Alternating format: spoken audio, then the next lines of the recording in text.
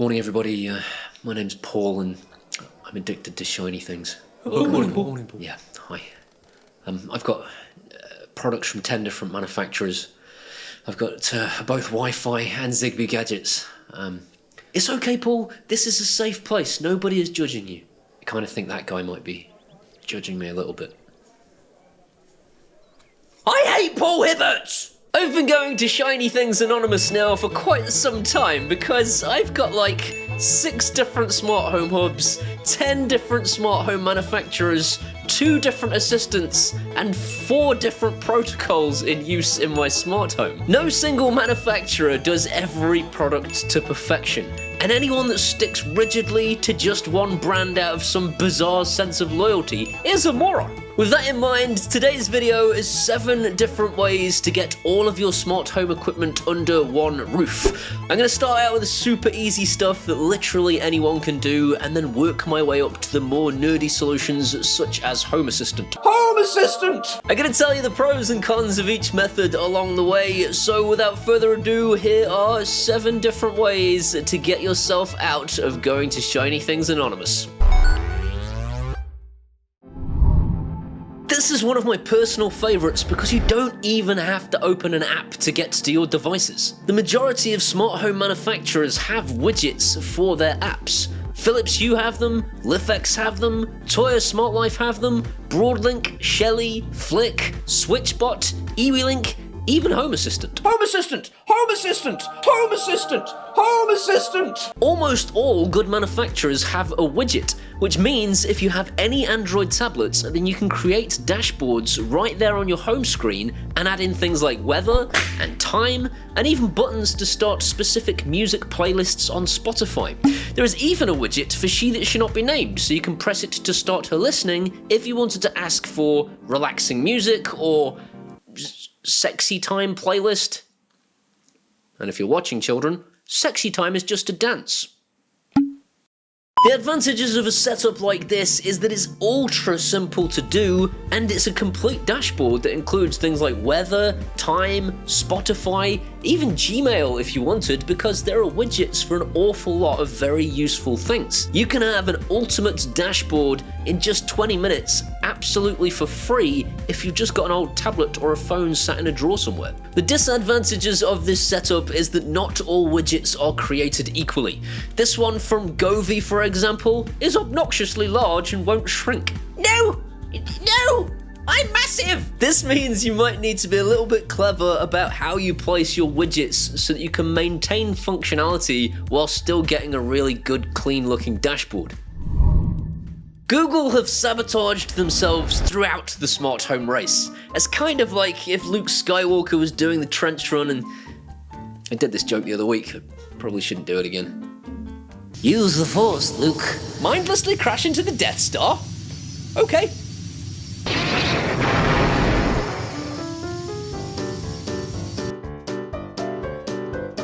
Despite the self-sabotage, the Google Home app is actually one of my personal favourites because it's so overlooked. Personally, I prefer to speak to this slightly ignorant bowling ball when using my mouth hole, but when it comes to using an app to control my stuff, the Google app is actually really nicely put together. It has an attractive layout that works with both dark and light schemes, and the top section gives you shortcuts to lights, cameras, thermostats, and media such as Spotify. Below the shortcuts you've got individual rooms, and I really love the way Google has grouped lights for those rooms, but gives you an independent link to get to individual lights to control them separately. The disadvantage to the Google app is that there is very little customization. You could reorder rooms simply by numbering them because they're alphabetized, but that's kind of it. You can't get rid of devices if there is anything it detects that you don't want to include, so it detects my Broadlink hub, for example. I can't control the Broadlink hub itself, but there it is, sat there staring at me at the bottom of the app going, "Ooh, look at me, Paul, I'm at the bottom of your app being completely useless." The second problem is that Google doesn't understand any device that doesn't report its state. If you've got something like a Broadlink RM Pro with RF switches behind it, Google will look at that RF switch, and because the RF switch isn't saying, hello there, I am on, or hello there, I am off, Google goes, oh my god, it's dead! It's not dead, and if you click it, it responds just fine. Google, sort this out. The final thing is door sensors. A decent dashboard will tell you if a door sensor is closed or open just by looking at the icon. Google knows whether the door sensor is open or closed because I can ask her and she will tell me, but the app seems to be entirely clueless. It's like they couldn't be asked to make the animation, which is super weird because they have made the animation for the Google Nest Hub. Google Home Hub? Google Nest? We are Google, but we have bought Nest. No wait, we are Nest. No wait, our products are called Nest. Let's just call these speakers what they are. They're craplets. They're basically a tablet that can do only half of the things a tablet can do. But it is a really good way of seeing your video doorbell very quickly. It's very similar to the Google Home app, but it's a little bit more slick because they've designed it to be used for this purpose. There's only really one small disadvantage with the Google Nest Hub, and that's that it's utter garbage and I hate it! It makes me want to punch it through a wall! It barely ever hears a word I say, and it doesn't react to touch properly. You can swipe all you want to, it's like, no, I don't want to! Stop it! Oh, stop it, I don't want to! I hate it! Do not buy the Google Nest Hub. When people say to me, hey Paul, I've got myself an Amazon Echo and a whole bunch of smart home devices. Surely there's a way to get all of those smart home devices on one app. I'm like,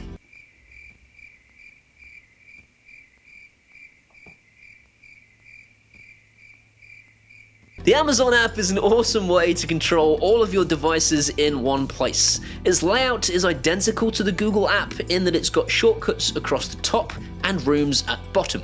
In the shortcuts you've got scenes though, which is actually something Google is lacking. But again, there's no customization and you can't actually remove scenes if you don't want them. It has similar disadvantages to the Google-based app. If you plan to use this on a tablet and have it open all the time, again, you can't reorder your rooms. But worse than that, unfortunately, the Amazon app doesn't load into the Devices tab.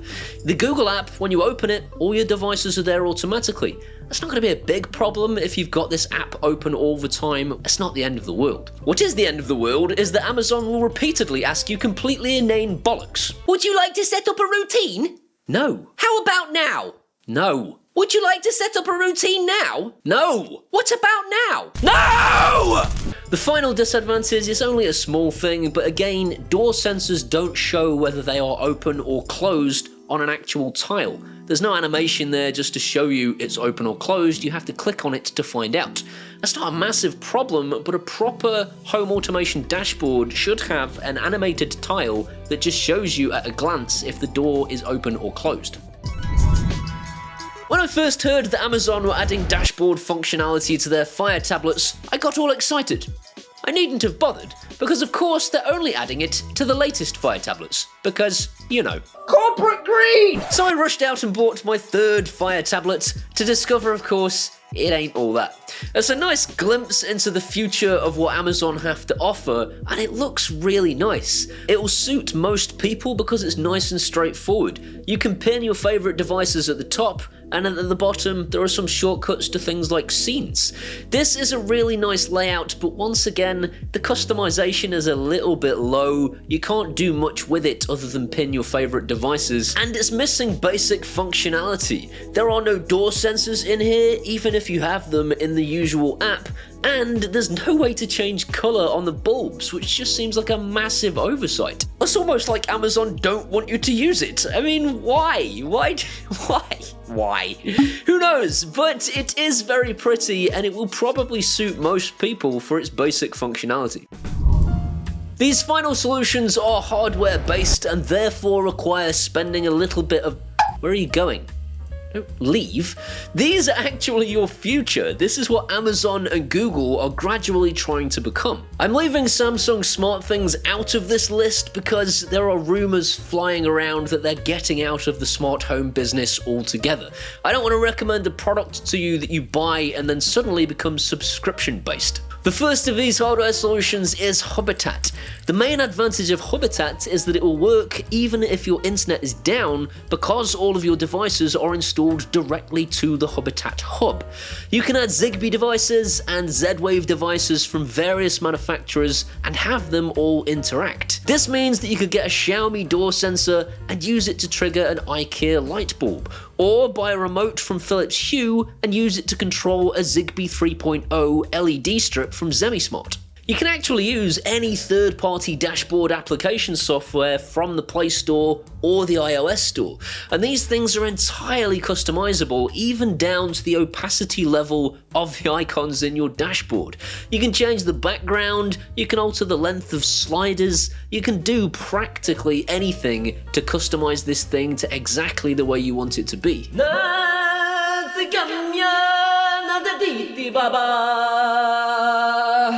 There are only really two disadvantages to Hubitat. The first one is it will require a little bit of technical skill to get all of your devices added into your dashboard, especially if you plan to get Tuya Smart Life bulbs controlled directly. The Tuya Smart Life stuff will probably involve flashing some custom firmware onto your bulbs and devices in order to get the best experience, but there is a forum of absolutely awesome people on the Hubitat forum that will help you out to get all that stuff working. The second disadvantage to Hubitat is it's going to cost you an initial outlay of about $130.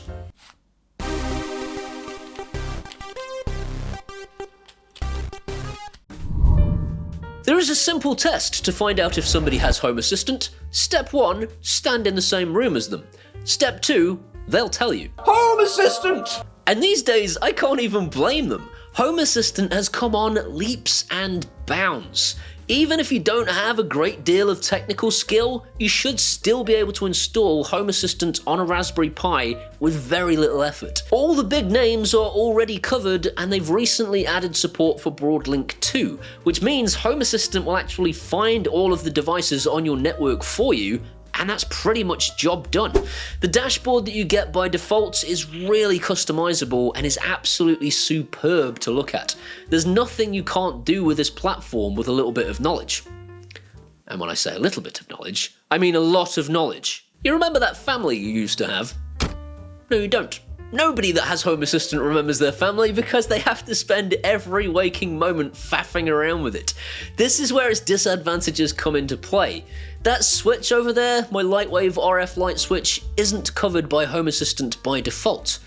I can make it work, but I will have to spend the rest of my life learning how. It is a dirty, dirty rabbit hole that you will never get yourself out of once you start to find things that don't work by default. Another disadvantage is that it's not an off-the-shelf solution. Welcome to Mastermind. Today's contestant is Paul Hibbert from the East Midlands, and his specialist subject is the bleeding obvious. Yes, I know that's obvious. So, with it not being an off-the-shelf solution, unfortunately it's you that's going to fix it when something goes wrong. And it will go wrong because it's Home Assistant. Home Assistant is amazing, do not get me wrong. It's just that it's not only a solution, it's also a hobby. You will be tinkering around with it and it will break. At some point they'll release an update to it, you'll install the update, and something that you set up will stop working. That is the nature of it at the moment, but it is constantly improving, and it's getting to a point now where I think it could actually be a proper main solution of mine for controlling my house. If you want to have a look at my review of Home Assistant and my experience of setting it up, you can check that out here. That's my list. I'm going to leave some links in the description to where you can pick up things like the Raspberry Pi I used for my Home Assistant project, and the Fire Tablet 7 if you're interested in buying one of those, and a bunch of other stuff. But what do you think? Have I missed any out? This is my whole YouTube engagement thing. Do you want to tell me I'm an idiot and that I've forgotten something special, or you think Samsung SmartThings is going to last forever and definitely will never become a subscription service? Spoiler alert, it will. Let me know what you think in the comments, and that's it for today. I hope you've enjoyed this video. If you have, please give it a thumbs up. That'll tell YouTube's algorithms it was a good video and more people should see it. If you want to see some more of this guy, hit that subscribe button and ding that bell. If you ding the bell, it lets YouTube know that you want to be notified when I upload videos. These amazing people here are my patrons, and I can't thank them enough. It's thanks to those guys I was able to buy the Raspberry Pi and my Fire tablet and all of the other cool stuff. If you want to be one of those guys, you can do that at either Patreon or buy me a one-off beer at PayPal, and either way, I'll flipping well love you forever. These are my Facebooks and my Twitters and my Instagrams. Come and hang out there and we can be best friends. See you next time. If that's of interest to you, read on, my good friend. Wow, what does that mean? Google, I am on or I am off. Google will just tell you it's off. Google. Who are Google? Google. Look at me! Because you're probably going to have to flash some custom firmware.